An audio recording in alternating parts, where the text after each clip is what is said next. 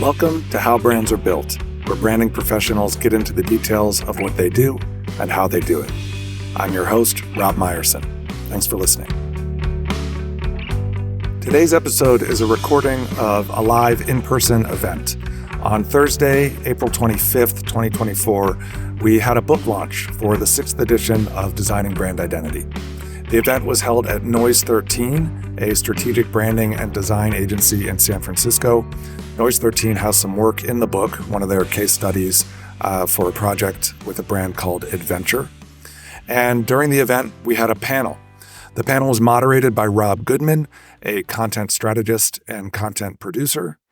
The panelists were Dava Guthmiller, the founder of Noise 13, Robin Goffman, the creative director for Designing Brand Identity, the 6th edition, and me. You may already know this, but Alina Wheeler, the creator of Designing Brand Identity and my co-author on the 6th edition, sadly passed away in December of 2023. So that's why she obviously is not on the panel, and you will also hear us talking about that during the event. But we covered other topics. We talk about the book quite a bit. We talk about Noise 13's work in the book. And then we have some general conversation about branding and identity design. I hope you enjoy the conversation. Here it is. I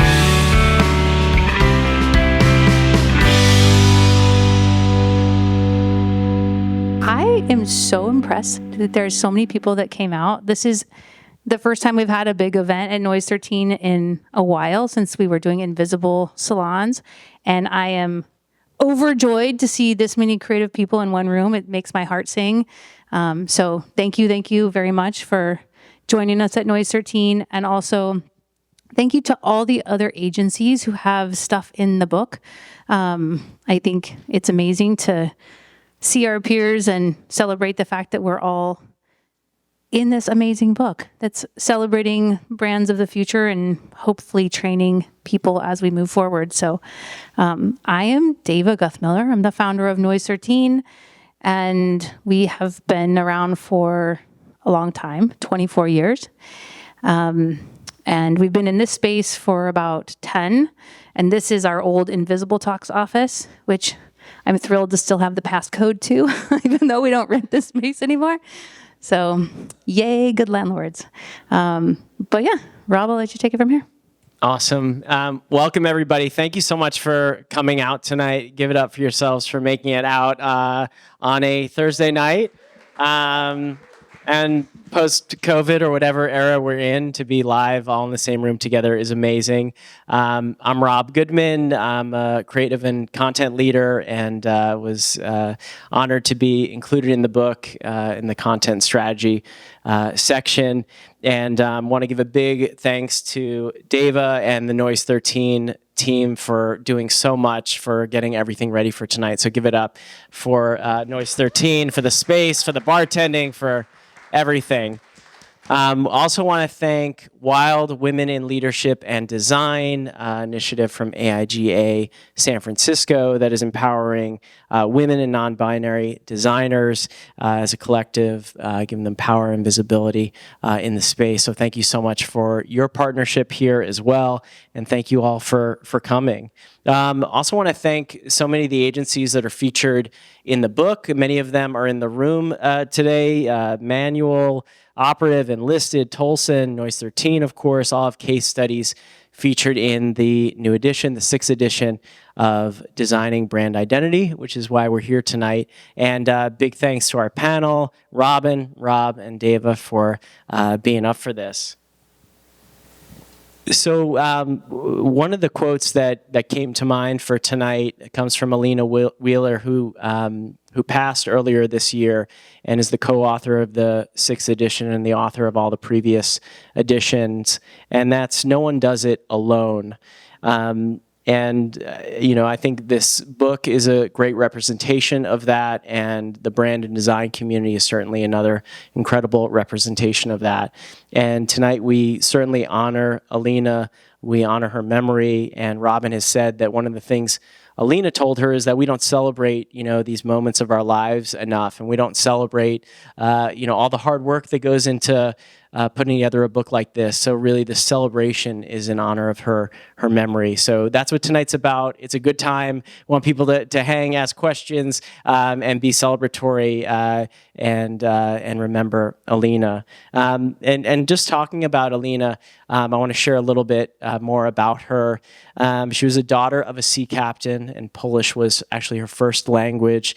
She was a founding board member of AIGA Philadelphia.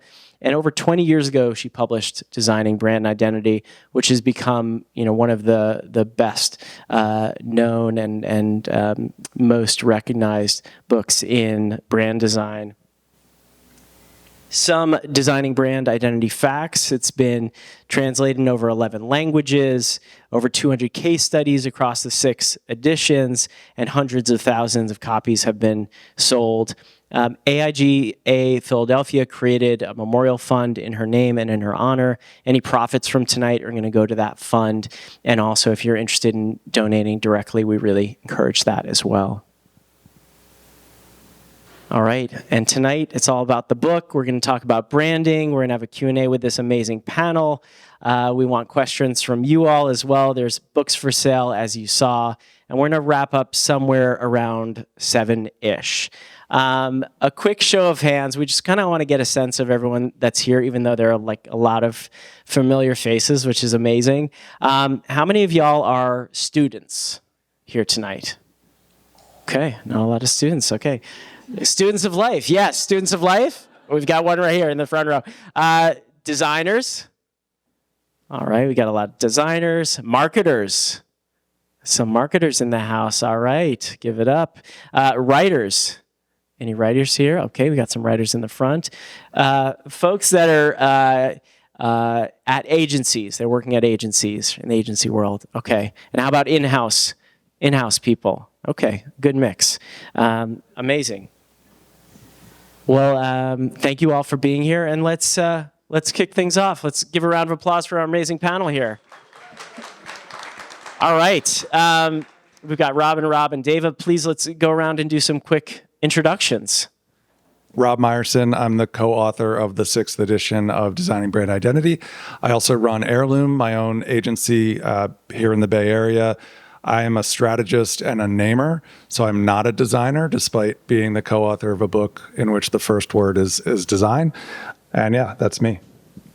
Hello, everybody. I will give you credit. You are a very good PowerPoint designer.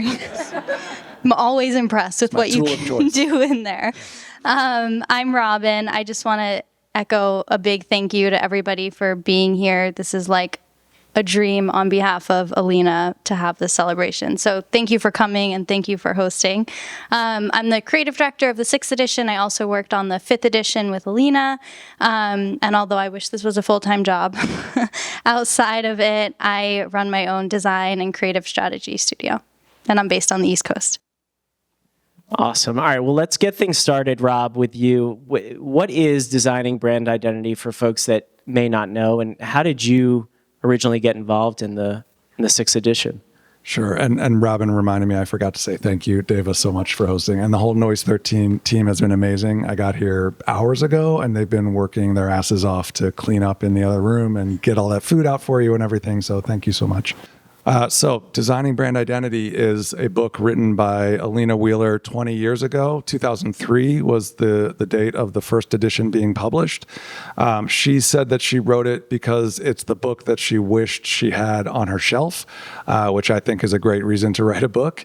It's also the book that she wished her clients had on their shelves. An ulterior motive for this was she was going into client meeting after client meeting and being asked the same questions about what does brand mean? What is brand strategy? What's the right way to do it? Why does it cost so much? And so she felt like this book would be a service to the industry, useful for herself. And she did want it on her shelf. The book is written, it's almost like an encyclopedia of brand. Every 2 pages are a different topic related to brand. And so she would have said also, it's not a book you read cover to cover. It's a book that you leave up and you pull down as needed to learn about, study up, remind yourself about a certain subject. The way I got involved, I met Alina in 2020, so not that long ago. I interviewed her on my podcast, How Brands Are Built. She is, everyone who knows her knows she's the kind of person that kind of doesn't let you go too easily. Like, she stayed in touch. She followed up. She wanted to know what I was working on. She wanted to know about my life, and just she was the most sort of friendly and giving and generous person. And we became friendly and stayed in touch. I wrote a book about naming, and I asked her to write the foreword to that, and she did. And I think that's probably what kind of clinched the deal. I mean, I had no idea that she was going to ask me to work on this edition, but working on my naming book, we got a chance to write together a little bit and edit each other, and I think just grew closer through that. And then she asked if I would do this, and it was not an immediate yes, believe it or not. She said it's a huge amount of work, and I figured it would be a huge amount of work, so deliberated a little bit, but decided to do it, and I'm so glad that I did. Amazing. Dava, I want to hear a little bit about the Adventr case study that's featured in the book. And then I'm also curious about the difference between a brand new kind of brand project versus a refresh versus a rebrand. If you can kind of break down Adventr and then how you approach these different styles. Sure. So when we started working with Adventr, they were like all tech startups. They had something that they paid somebody $5 or maybe did themselves, which is appropriate, right? When you're first out there at any kind of company, you don't want to be spending $50,000, $100,000, $200,000, $1 million for your brand identity system or even your brand strategy. It's just not appropriate. So they had a beta product, which was really great and was gaining traction, and they needed, first and foremost, they needed strategy. They needed positioning and messaging to really help them explain this product, which is a drag and drop video interactive interface. Miriam can probably define it. The brand strategy's on the other wall over there.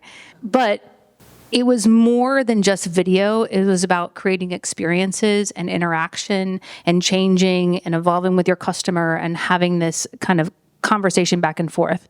So this project specifically was probably like halfway between starting from scratch and a brand refresh. Who they were hadn't changed. They just hadn't defined it yet. And I think for Adventr, part of our project outside of brand strategy and positioning was an identity system that felt as flexible and movable and in motion as their interface does. So that's what we built. We built an identity system and visual tools that they're just now starting to grow into. And I will say, a learning curve is really ask who the client's internal advocates for brand are and the team are. We were a little bit under the impression that there was somebody in-house that actually knew how to use these tools, but that's only recent, that a creative has been hired that can actually utilize, which is amazing because they're doing very, very well. The founder is an amazing guy, and they're like a rocket ship at the moment. But to your point of not doing it alone, I mean, we definitely brought in Miriam, who has been our strategist for many, many years, and then also Jerome Harris, who was he spoke at Invisible, and Ariana knew him really well. And there's Ariana, she's my invisible partner, and it sounds really weird. It's like I have an invisible friend, but she knew Devo, who is the owner of Adventr, and also was very familiar with Jerome, and we brought him in just for his like really ultimate creative spirit. He is a designer, a dancer, a musician, and we really wanted that push creatively. So we brought him as a collaborator for like the original concepts. And he worked with Elaine, who's one of our designers, and then Andre, our team over there on the left-hand side. So yeah, not doing it alone, it was really awesome. For me, the difference between starting from scratch versus a rebrand versus a refresh.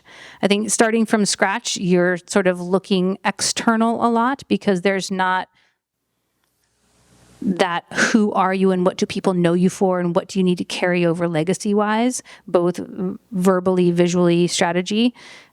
When it's a refresh, that tends to be a little bit more surface level. Your strategy is there, who you are is not changing, but you might be adding products or services, or it might have been 8 years and times have changed and you just need to look younger and fresher. A rebrand is when something is really core, is changing about who you are, which then you're going back to the strategy and positioning and sort of bringing that forward again, in my mind.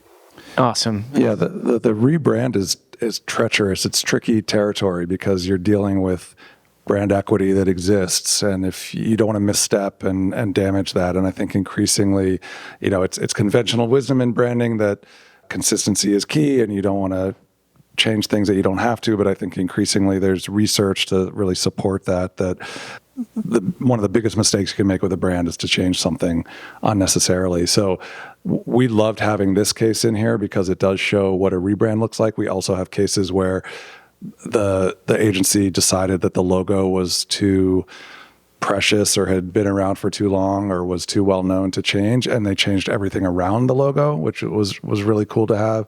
We have new brands that were created from scratch, so it's great to be able to show that diversity, and it's one of the things that we wanted to convey through the book. Awesome. Dava, I wanted to ask you, you mentioned the 24th kind of anniversary of Noise 13 is coming up or upon us. And for the discerning eyes in the audience, they may have noticed there's some different logos for Noise 13 happening in the space, outside, all of that. Talk to us about what's going on with Noise 13 and... speaking of brand refresh. Yeah, exactly, brand refresh and how you're thinking about kind of celebrating milestones and updating what's coming. I want to ask a question first. Who of you have tried to rebrand yourselves? Who of you would do it again? Yeah, I've had my company for 24 years, and I hate every single time that we have to do a rebrand or refresh because clients come first. And so our work takes 10 times longer than you want it to take. And it's a little bit painful, right? And especially for me, I'm the only one who's been here the whole time. And so it's very personal to me. So especially when it comes to the strategy and the messaging part, I am very grateful for partners like Miriam and people who are slightly outside of Noise 13 who can come to us with a fresh eye and take a look. But what happened with us is that, we've been everything for everybody for 24 years, which is most agencies in the world. I used to say we're like the room of requirement. If you watch Harry Potter, it's just open the door and we're what you need whenever you need it, which we are, right? As creatives, we don't want to say no to stuff. But after 24 years, I've realized that we have never actually marketed ourselves, ever. I do not have a sales team. I do not have a marketing team, and doing things the same for 24 years, and expecting different results, it's like insanity. So we have decided after an audit and a lot of other things to refocus our audience of the clients that we want to work with. And in order to signal that change, it's not really, it's more of a refresh in my mind because it's not us doing something new. It's just cutting off some of the things that we used to do in the past. So, and in order to signal that change, we wanted a visual change as well. So it's the easiest way for people to notice that there's something different. You just all of a sudden wear color when you always wear black and white. And they're like, what's different? You're like, I got a facelift, but you don't see it because I have color. So we are in the middle of that ourselves. So a visual identity and a website and messaging to really focus on the food industry ecosystem, which is why you see plates on the wall, because we're kind of embracing that as just some of the fun that we do in the office. But we've had, over the 24 years, experience in everything from how we grow, gather, deliver, share, prepare, and recycle and fertilize our food. And so we are going to focus on that food industry ecosystem a little bit more, hence the new circle underline plate situation that's happening inside of our logo. Robin, I want to hear more about your backstory and how you got involved. I know you said you worked on the 5th edition, and then, of course, we're really integral in the 6th as well, and we're such a close partner with Alina. So share with us how you came to designing brand identity. Yeah, sure. So I was a sophomore in college, and I was like 2 weeks into one of my first design classes, and my professor, Kathy Mueller, who worked on the 4th edition and a little bit of the 3rd edition, reached out to me and asked if I wanted to work for Alina Wheeler. And I was like, sure, that sounds great. And I'll never forget my first interview with Alina. I called my mom right after, obviously. And I was like, I have no idea what she was talking about, but I think I got the job. I think part of that was just me young. And the other part, Rob, you know this, Alina just spoke with such vastness that it was like, I think I know what you're talking about, but I'm not really sure like how it connects to this thing yet, but you eventually get there. So I worked with her before she even started the 5th edition, through the 5th edition and some of her client work, and got to continue on with Rob on the 6th edition. And it is, I said this my sophomore year, that this is my career peak.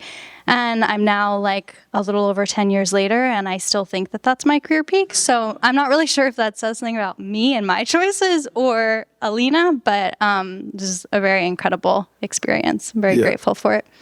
Alina was a big idea person. I think that's part of that vastness that you're talking about. So yeah, Alina was, you ask what Alina's like. She was big ideas and like sort of is like talking to a popcorn machine, like just here and then here and then here and then here with all of these ideas that were sometimes connected and sometimes not, and all sort of amazing, and very much interested in your ideas as well.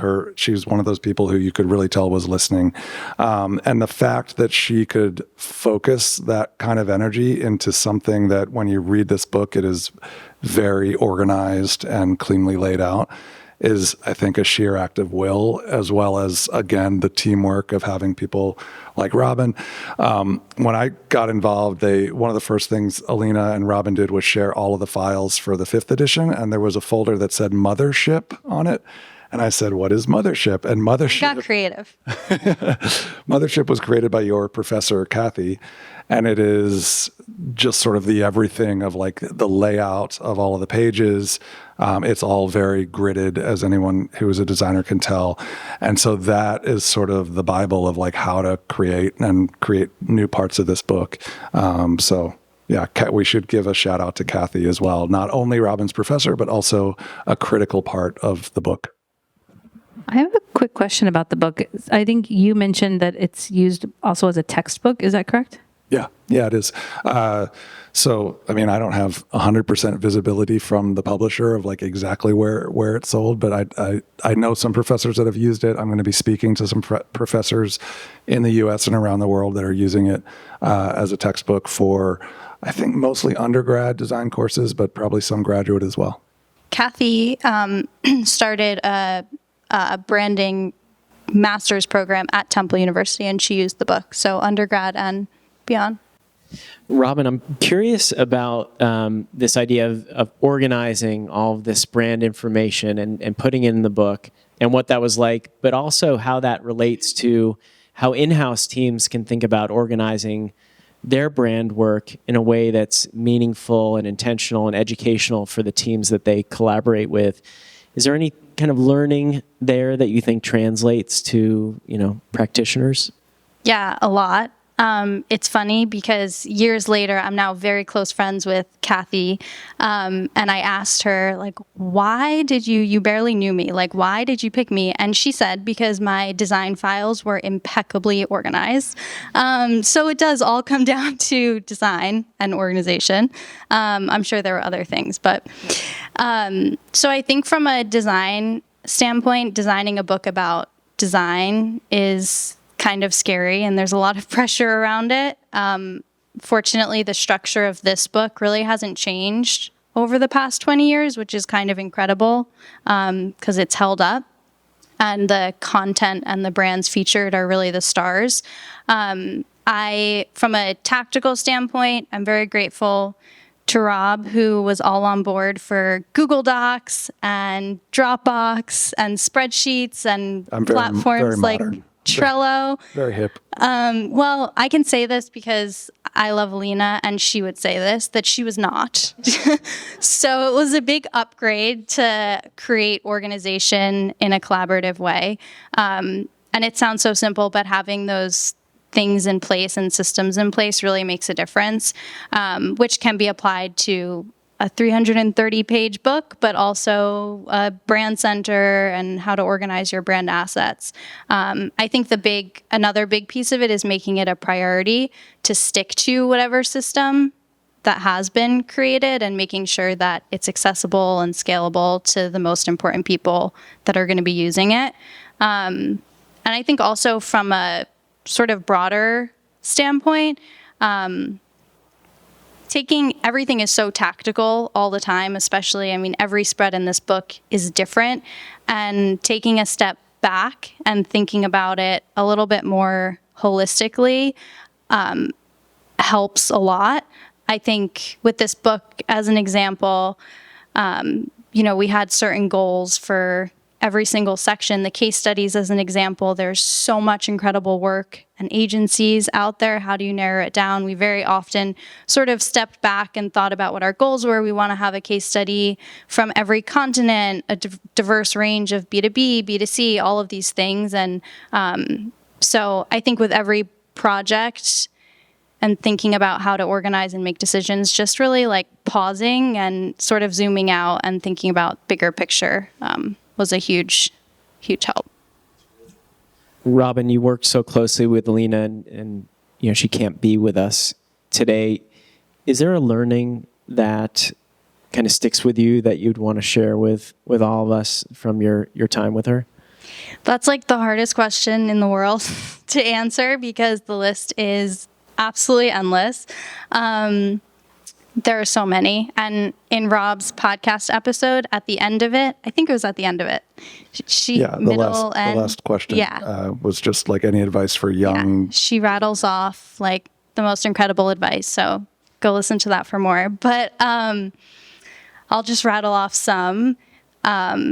Generosity can get you very far. Obviously, we all have to have our boundaries with how much we give to others, but she was just the most generous person, and it came so naturally, and experiencing that, you actually got to see the outcomes of it. And I remember you say this, I think you've said it in a few podcast episodes, that part of your concern, you were like, I'm just going to reach out to all these brands and agencies, like no one's going to answer to be featured in the book. And the majority of people responded and they were like, oh, it's for Alina?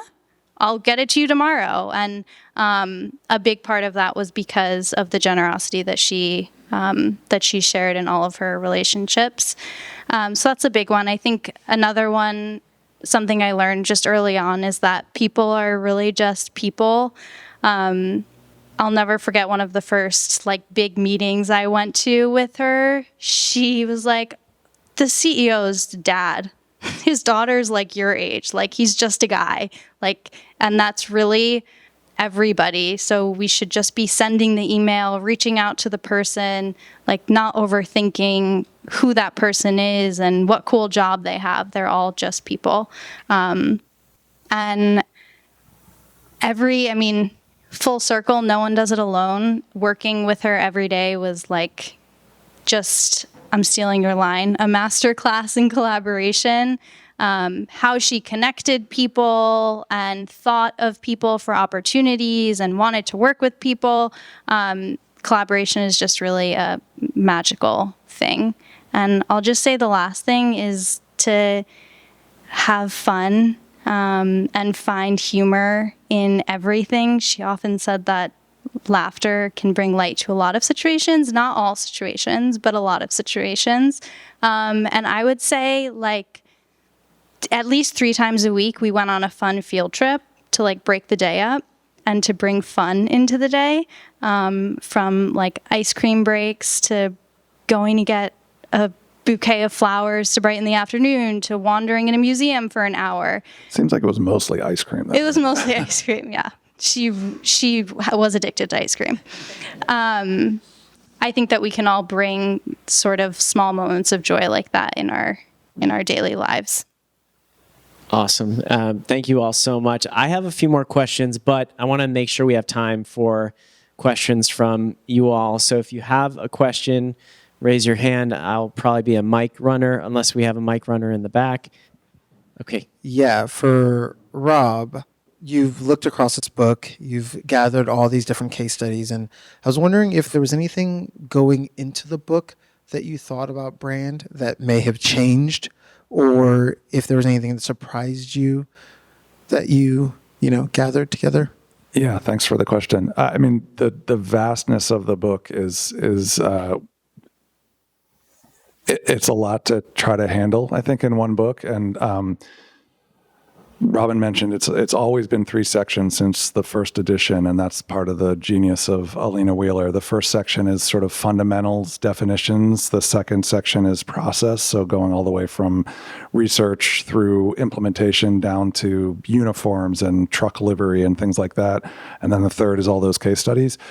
There are many places in there that I'm not an expert at all. There's, sections on crisis communications and sections on big data analytics and sections on, even I had to write a section on social justice for the first time, which I did not feel I was the right person to craft that. And so for all of these 2-page sections, of which there are over 100, reaching out to experts was a big part of it. And so I definitely learned, this was a big part of the reason I took the project on, was partly the opportunity to meet these people, which in many cases were sort of heroes of mine on the agency side. The people who did the Chobani rebrand, let's go talk to them. Like these things that I've been a fan of for a long time.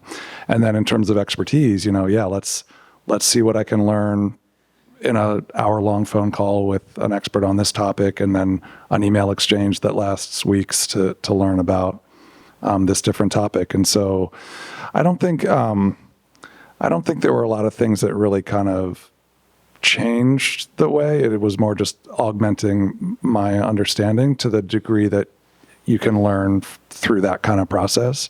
So it was an amazing experience in that regard. Awesome. Any other questions?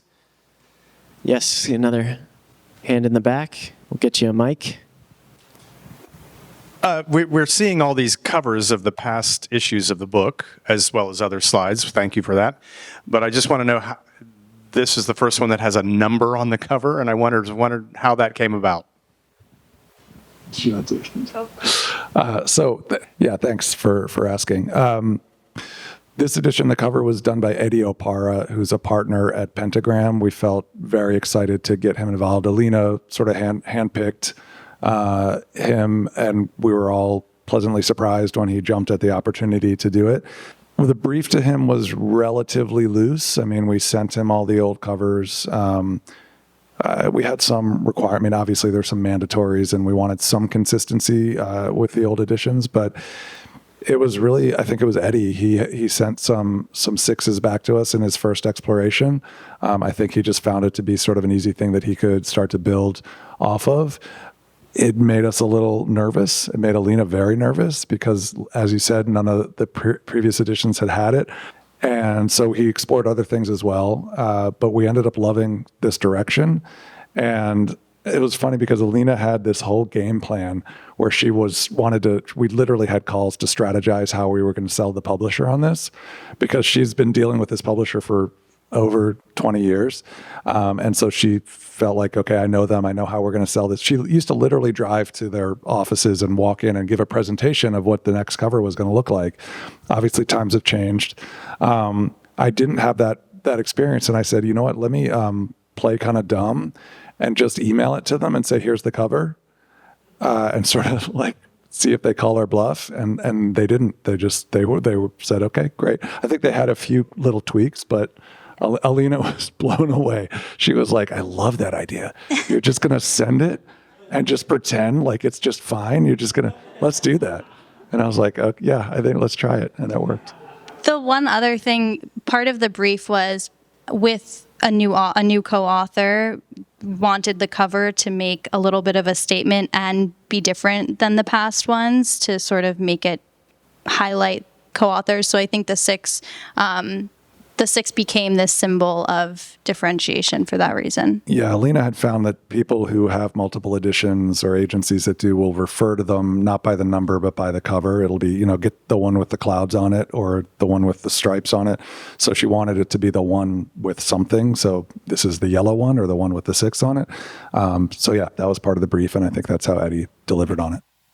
Thanks for the great discussion. I'm curious what the selection process was in how much of this was you going out and asking people to submit work versus people coming to you with work that matched a particular category and everything in between? Like, how did that go together? I love that question. I asked Alina that question when I interviewed her 4 years ago. And I said, I imagine at this point on the 5th edition, you're getting just, email spammed constantly of please put me in your book. And she said, nope, never get that. And I was shocked. But no, did not get a lot of that. It was 100% me contacting agencies. The criteria, obviously great work, although that's subjective, but I think, we wanted to have a certain tier of work in there. But you probably remember the email, David. I had this sort of wish list of things that we were hoping case studies could be. A lot of it had to do with diversity. So we wanted, in every sense of that word, we wanted a case from every continent if we could do that. That was one of Alina's goals. But B2B and B2C, we wanted different industries. We wanted Different sizes of agencies. Different sizes of companies. Yeah, right. Startups. Profit, not-for-profit. Yep. So as we started to kind of populate, and we it's easy to get a lot of like F&B and consumer goods, that have made a big splash because of the design. And we obviously wanted, I said Chobani, that literally was one of the first ones where I was like, we got to get that in there. So you sort of figure out how to strike a balance, like what's a great B2B case that we can get.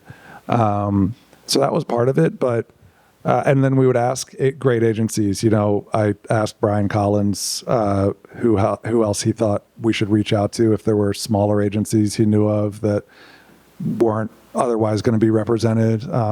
But it's not super systematic other than really trying to get a nice diverse spread of great work from around the world. It is a textbook among other things. And so we wanted, to put ourselves in the reader's shoes of like, how can we give them the best cross section of great brand work and brand design work. So yeah, another part of the diversity was like the nature of the project. Like I said earlier, is it a full rebrand? Is it a new brand? Is it sort of a evolution? But it's really just the diversity. I have a question for everyone. Given all the research that went into this book and you all working with so many different brands, what are the trends that you're seeing happening in branding and brand design that over this past year, and what do you think is kind of coming over the next years ahead, things that are really popping for you all?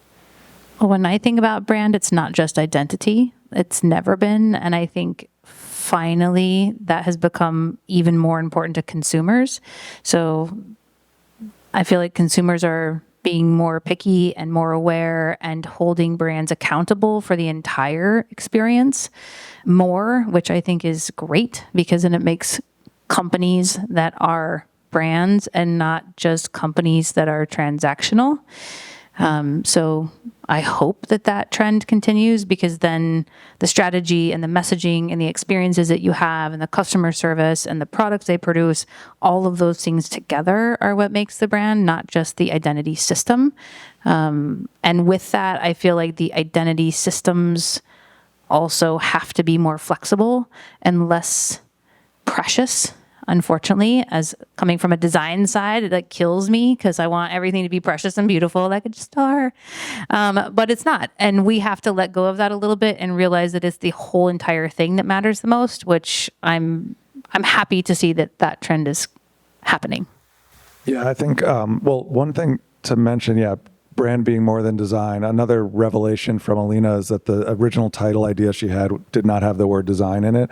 I think it was managing perceptions, or at least that was the concept behind the title. So she didn't intend this to be like a visual design book, and it really isn't, although it obviously covers that. She also thought of brand, of course, much more holistically than that. Yeah, I don't want to talk about specific design. I mean, we can talk about like which colors are hot right now and stuff like that, but some things I'm watching. One thing that I think is fascinating is the degree to which brand education is becoming really accessible. Of course, there's YouTube and people putting out like low quality, but also some high quality YouTube type things. But there are also just everything from these mini MBAs down to $5 courses on Skillshare. If you work hard to find the quality, it's out there, I think. And so people are able to train themselves. People are coming into agencies at 21 or younger with pretty good skills. And so I think that's really fascinating to watch. I think it's going to result in higher quality work.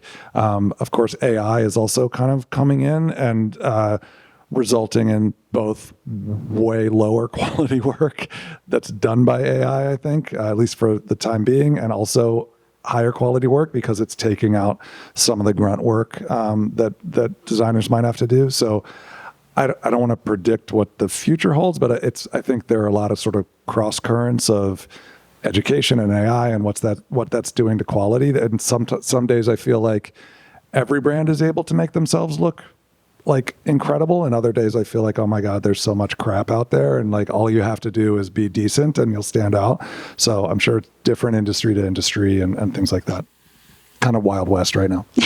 Well, I was going to have similar answers, but I think that a big difference with the 6th edition of this book is that we mentioned earlier, Alina created this book 20 years ago because this did not exist, and she needed something to educate her clients with so that she wasn't spending hours on end educating them. And I think that's just a lot different now. I think the book is still very much needed and beautiful, and everybody should have it. But branding as a whole is just, as both of you just said, so much more accessible in a way that I don't think it has been in the past. Yeah, I got into brand consulting around the time the first edition came out, and I was working in new business, and I don't know if you remember, I remember going to pitches, and like half the pitch was like, what is a brand? It was like very basic education stuff. And I'm sure it's not just that, it's not just an external change. I think I'm probably pitching different types of clients, but I don't remember the last time I did something like that in a pitch situation. It's just kind of right into like, here's the scope and here's how we're going to do it. And I think, I don't know how much better the understanding is, but there's at least a recognition of how important it is to understand, and therefore maybe a willingness to pretend that you understand it enough to get through the pitch meeting. Yeah, and I think that's a testament to Alina's work over the past 20 plus years, and an amazing she succeeded. Evolution. Yeah. With that, I really want to thank our panel tonight. Thank you so much. Give it up for everyone here. Thanks, Rob. My pleasure. Thank you to this amazing audience. Really appreciate everyone coming out tonight. Big thanks to Women in Leadership and Design and AIGA San Francisco. We've got books for sale. There's still some fun stuff. So much food and drink. Please go have more. Yeah, exactly. Go hang out, meet and greet these wonderful people, ask them more questions. And again, huge thanks to Noise 13, Dava, but her entire team here who set up the room and are bartending and got all the food and are running everything. So a big cheers, and thank you all so much for coming out tonight. Thank you, everybody. Thanks, Rob, also. Appreciate it. Thank you, Rob. Thanks for listening to How Brands Are Built. If you like this episode, please leave a rating and a review and subscribe wherever you get your podcasts. To learn more about designing brand identity, you can visit dbibook.com. The book is also available for purchase on Amazon. To learn more about Noise 13 and their brand and identity design work, you can visit noise13.com. And you can learn more about Rob Goodman, Robin Goffman, or me by typing in our names and adding .com at the end. All of us managed to get our exact names with the .com. So that's robgoodman.com, robingoffman.com, or robmeyerson.com. How Brands Are Built is a production of Heirloom Agency. Our theme music is by Isha Erskine Project. I'm Rob Meyerson, and I'll talk to you next time.